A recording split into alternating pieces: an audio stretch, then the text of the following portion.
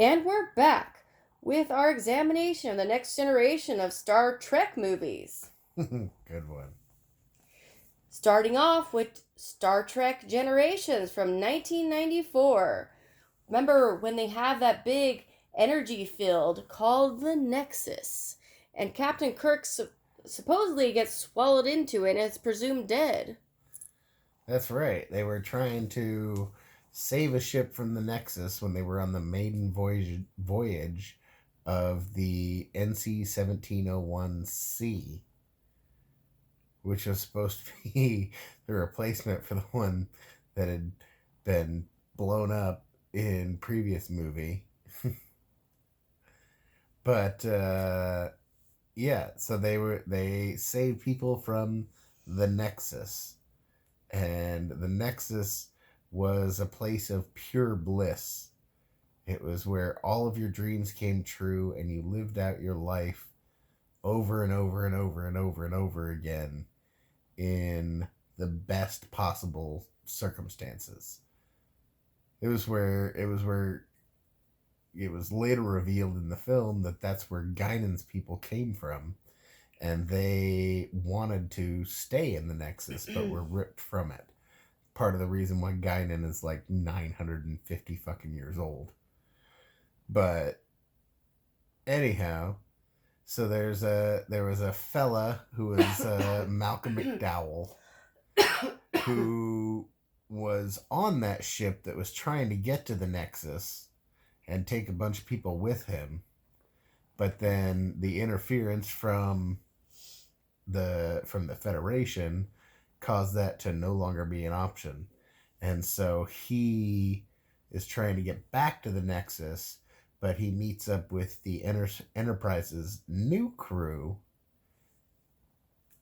and then he starts off this whole thing wherein Picard gets sucked into the Nexus and meets up with Kirk. And they totally join forces. Yeah.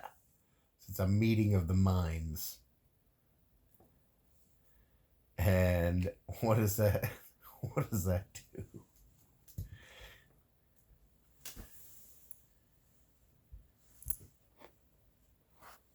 So basically what this all boils down to is Picard goes into the Nexus, enlists the help of Kirk, presumed long dead, but flourishes in this extra-dimensional environment.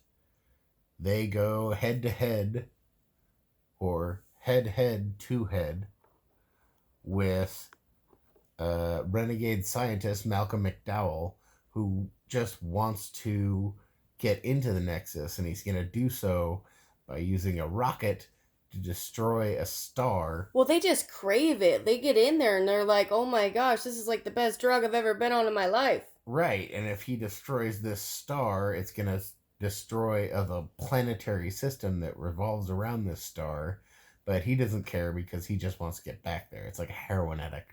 Exactly, that's all they want. But they'll do anything. Yeah. They don't care the price. Right, and that price turns out to be the life of Kirk. But did he make it back into the Nexus? That's kind of the thing that's the cliffhanger that leads us on.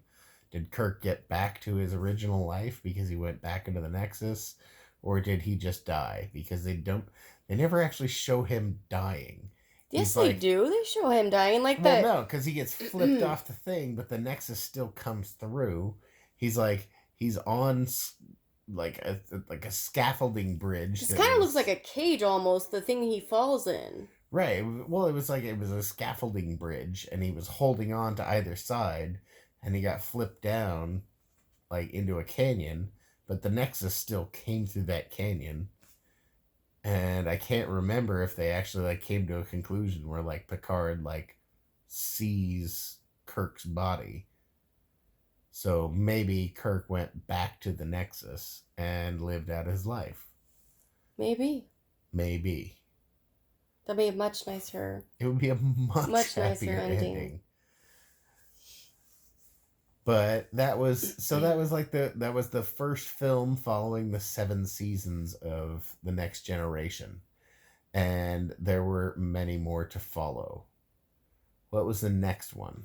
This brings us to First Contact of 1996. I fucking love this movie. Well, it's basically there's a Borg ship, and they're like, oh my gosh, Borg. So they chase after them, and they end up going back through time into the future, and they see that the world is taken over by the Borg, and then they realize they have to go back in time and follow the Borg again to go back in time to save the Earth. Well, it's a little trickier than that. While they're in the time wake of the Borg ship, they are able to see the Earth, and the Earth has become a Borg planet. And so they have to shoot through the time wake to see where the Borg went.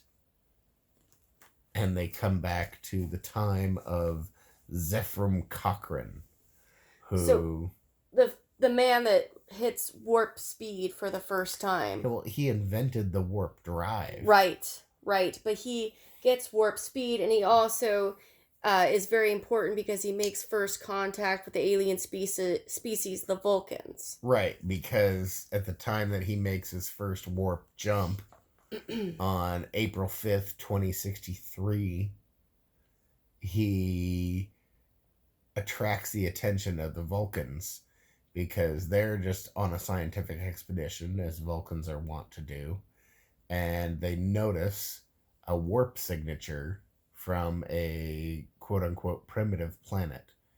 And so then they are the ones that go and make first contact. Meanwhile, the Borg are taking over the Enterprise. Right, because the Borg wanted to stop that, but the Enterprise was able to, using quantum torpedoes, which is a new invention for this movie. Using quantum torpedoes, they were able to destroy the Borg ship, but at some point, the Borg were able to beam onto the ship without being detected, which doesn't make a lot of sense because there's sensors everywhere. And they sure set up their equipment fast. They're like, we're moving in. They certainly do. It's like, yeah, they're like the worst house guests fucking ever. They're just like, this is ours now. and there's Borg recharging pods, and the crew just turns into Borg like exceedingly fast. I mean, I know they use nanobots and everything, but Jesus Christ, these dudes are decked out in Borg technology, like inside of what seems like just a couple of hours. And don't forget the creepy Borg Queen. She freaks me out. Yes, this is our introduction to the Borg Queen.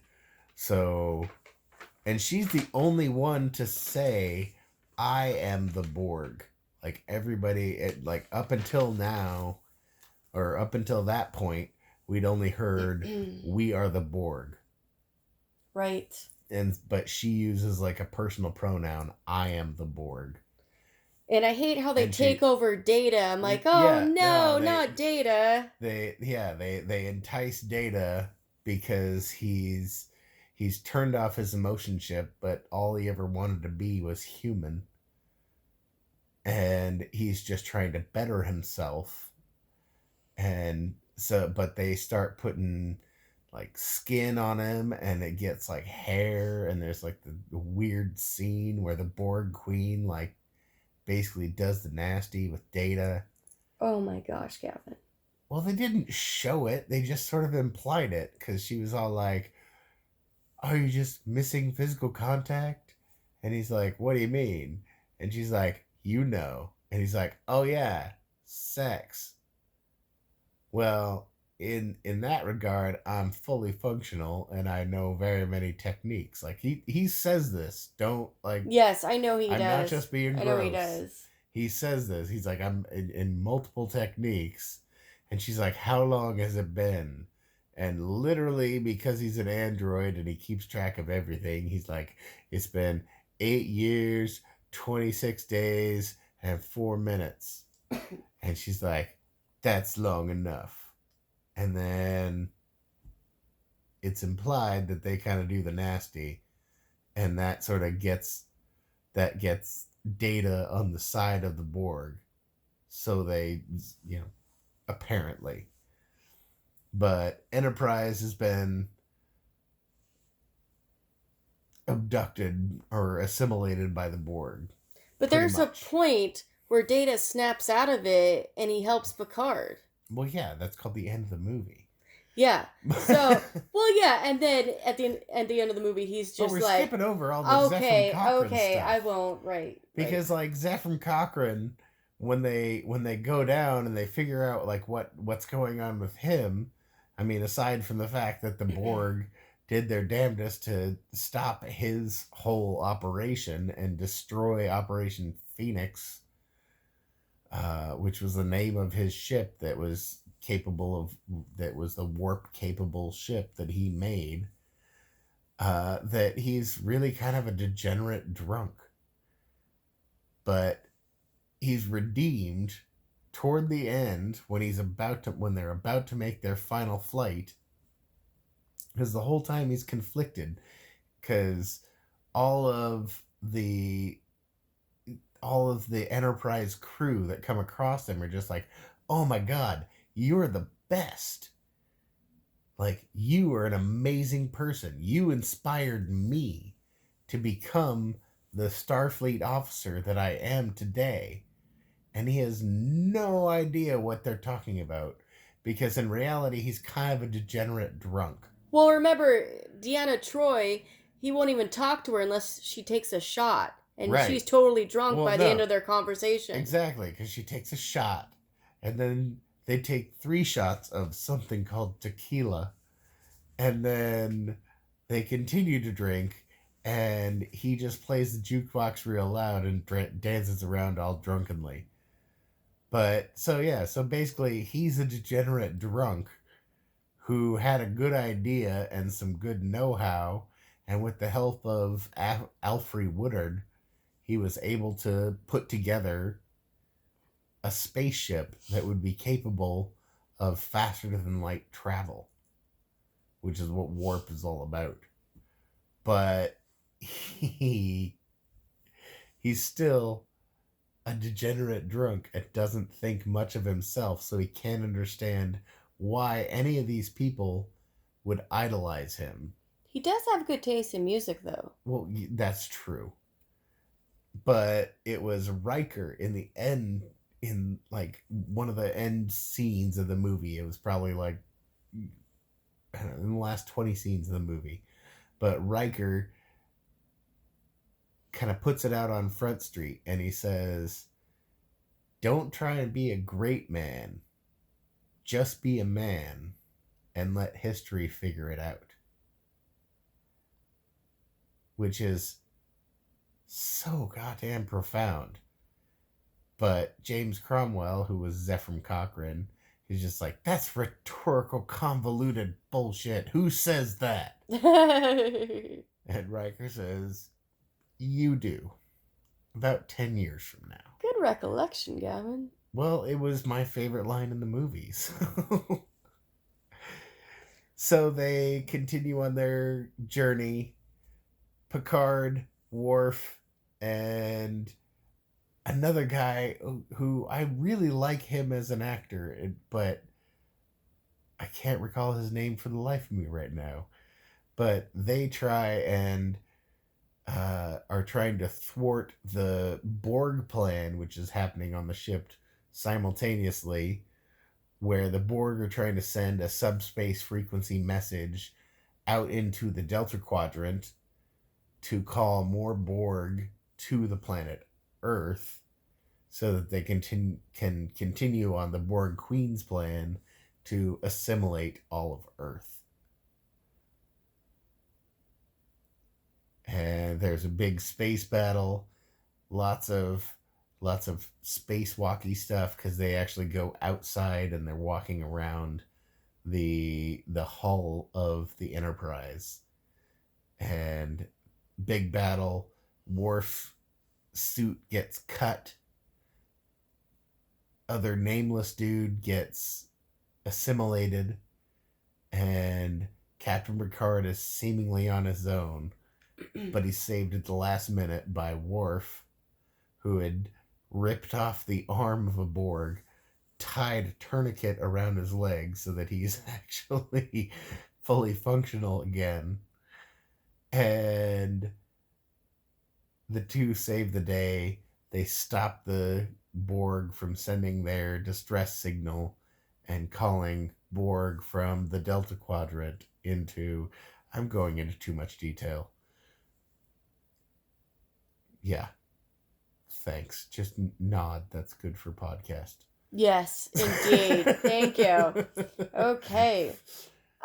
Anyhow, they save the day again, just like the Star Trek crew, just like the Enterprise crew should. And Data's all like pointing his gun up at the Borg, and he's like, "Assimilate this." Data never pointed a gun. He said resistance is futile, and smacked the plasma coolant, which would destroy any biologic thing that it came across. And as stated earlier in the movie, the cybernetic organism cannot exist without its assimilate or without its organic components. But the plasma coolant kills all the. I'm going into too much detail again, aren't I? Yes. Okay. But that's how the movie ends.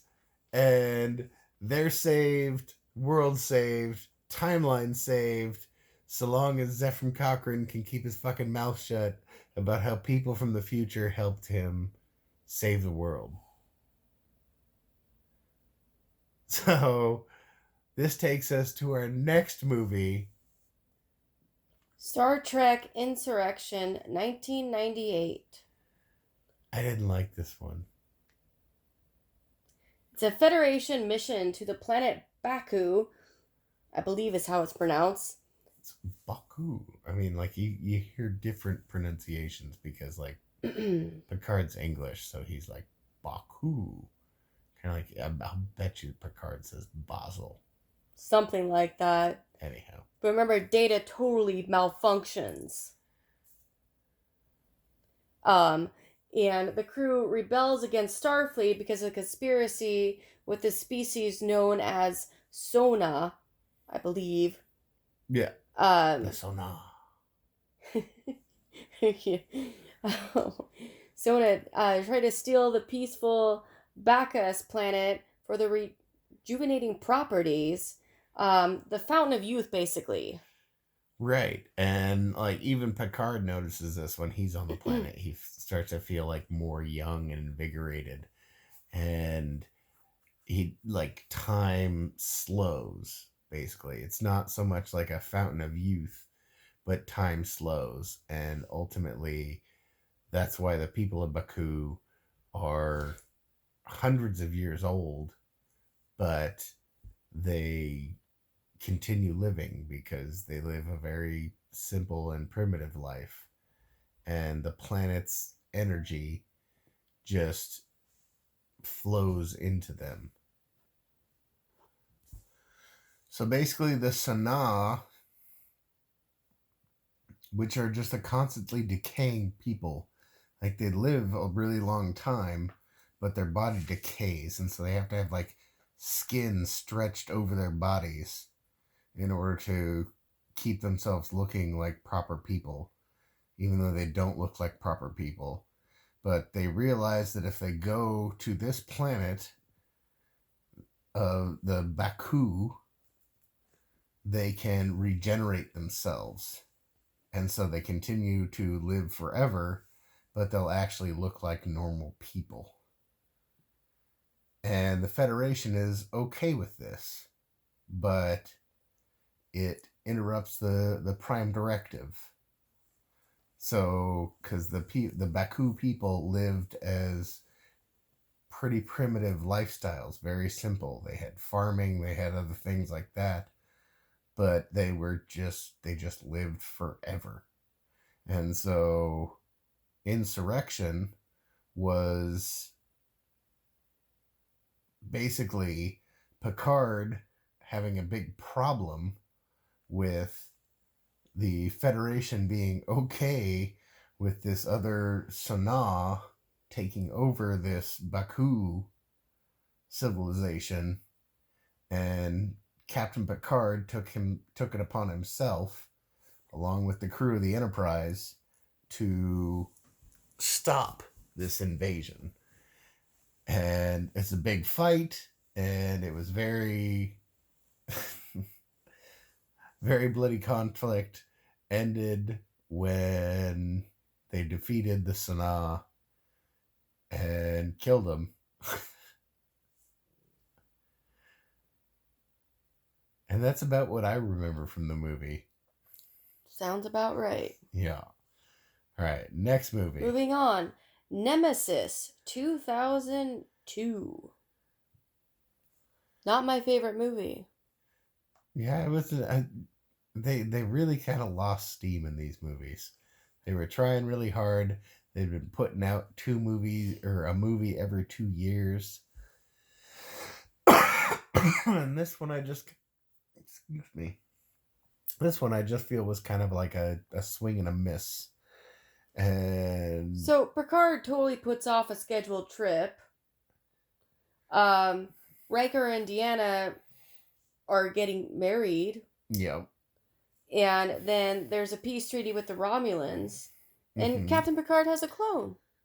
Well, yeah, and it was half Picard, half Romulan. And the Romulan clone wanted to destroy Picard because I don't even fucking remember. Like, all I remember was this movie is kind of painful to get through. So let's not even talk about it. Like, I don't know. I didn't like it. You didn't like it. Nope. Let's not talk about it. Okay, moving on. Star Trek 2009. The newer ones. Yeah, these are the ones with like Chris Pine and Zachary Quinto and Zoe Saldana was in it. So there's a collision course with Nero, Romulan commander. So a Romulan from the future. Right, he was the captain of a Romulan mining vessel. But before all of that, I mean, like, honestly, like, we're overlooking the best part of this movie. I mean, like, it was a good movie. Like, don't get me wrong. I loved how they, like, reinvigorated the franchise. You can't quite call it a reboot because of all the time travel. It's more like a reimagining. But the first 18 minutes of this movie made me bawl like a goddamn baby. Chris Hemsworth? Yes, it was because of Chris Hemsworth. No. He's so pretty. It is basically like the most heroic act. Like, this ship comes out of some sort of vortex and just starts firing on the USS Kelvin, which has Kirk's dad, which was Kirk's dad's ship, and they are totally obliterating everybody. And Kirk's dad is like takes control of the ship, and he orders everybody to evacuate. And as all these ships are evacuating, the ship is just being completely destroyed. And Chris Hemsworth was at the time expecting a baby, and the baby was ultimately born on a shuttlecraft on its way away from all this destruction. And Chris Hemsworth is using every ability that he has to just shoot phasers and try and stop this attack on the ship from this ginormous vessel that just came out of nowhere. And he's got contact with the shuttle that has his new baby boy on it, and they are discussing the name, and they just, oh my god, the emotion. I'm fucking crying right now, just even talking about it, because holy shit, it was just so beautiful. Oh, Gavin. don't don't don't patronize me, woman. But no, it's like he knows that the only thing that he can do is to scuttle the ship and crash into this crazy vessel that came from nowhere in order to stop the barrage of missiles and shit that are coming toward all of them. And all he can do is talk to his wife as she's speeding away from him with their brand new baby boy, whom they decide to name James Tiberius Kirk. James T. And he does ultimately run the USS Kelvin into Nero's ship. But what this does is it fuels a rift in the timeline, which is why this is a reimagining and not quite an official reboot of the series. Don't forget they're looking for Ambassador Spock. Right. But at that time, nobody knew who the F Spock was. So that, I mean, because Spock was just a little kid at that time too. He's got a couple of years on Kirk, but not that much. Like, Spock was still back on Vulcan learning how to be a Vulcan. So that was just like, oh my gosh, that was just, yeah. Sorry, I'm getting verklempt here. So, anyhow, snap to meeting a very rambunctious young James T. Kirk. A troublemaker and very rebellious. Yeah. Gets himself into a ridiculous bar fight. And he's saved by Captain Pike. Captain Christopher Pike, if memory serves. And Captain Pike offers him a choice. He can live the life that he's going on, or he can become a Starfleet officer. And once more, I think we need to take a little break. We'll be right back in the next part of this series.